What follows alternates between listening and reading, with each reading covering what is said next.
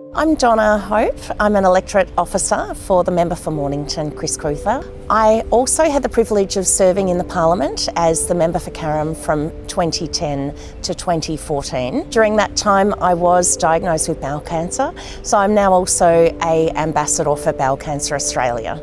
In 2013, I walked Kokoda. It was something that was on my bucket list.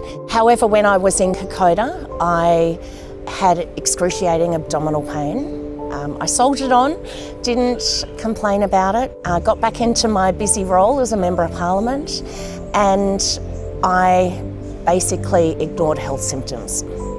For 9 months, I had lower back pain, fatigue, abdominal pain, excruciating abdominal pain, but I just kept working. I just didn't prioritise my health. I even cancelled 3 colonoscopies. So by the time I was diagnosed, I had a 50% chance of survival. Looking back, I can't believe that I had done that, especially with a strong history of family bowel cancer. At the time, I thought bowel cancer was an older person's disease. So I was obviously in shock within the 1 week of finding that blockage. I was then having surgery. The tumour that they discovered was wrapped around other organs. It had already metastasised and it took 7.5 hours to remove. It's hard to actually think back to that week, really. So once I left hospital, my chemo started within about 3 weeks, and I had 6 months of chemotherapy. Every 2 weeks I would come in. I had a port, and my chemotherapy would infuse in a little bottle. I took that away with me for 3 days and then would come back and have it taken out. But I did manage to continue working amongst that time as well. Just trying to remain positive was, my focus. I couldn't believe that I was 43, a mum of 4 little boys, and I wanted to see them grow up. I was so fortunate to have the support of my family, friends, community, but I also received a lot of support from my colleagues in the Parliament, not just from my own party. Fiona Richardson, the member for Northcote, approached me at the time. She had breast cancer and I had bowel cancer, and she was a wonderful support.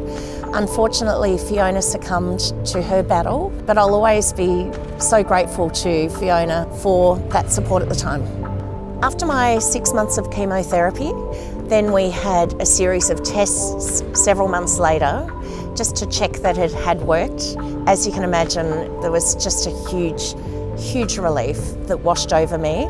It was a very busy time, but it's a feeling that you never forget. And here I am as a grandmother. It's an incredible privilege. I have a beautiful little granddaughter, Ren.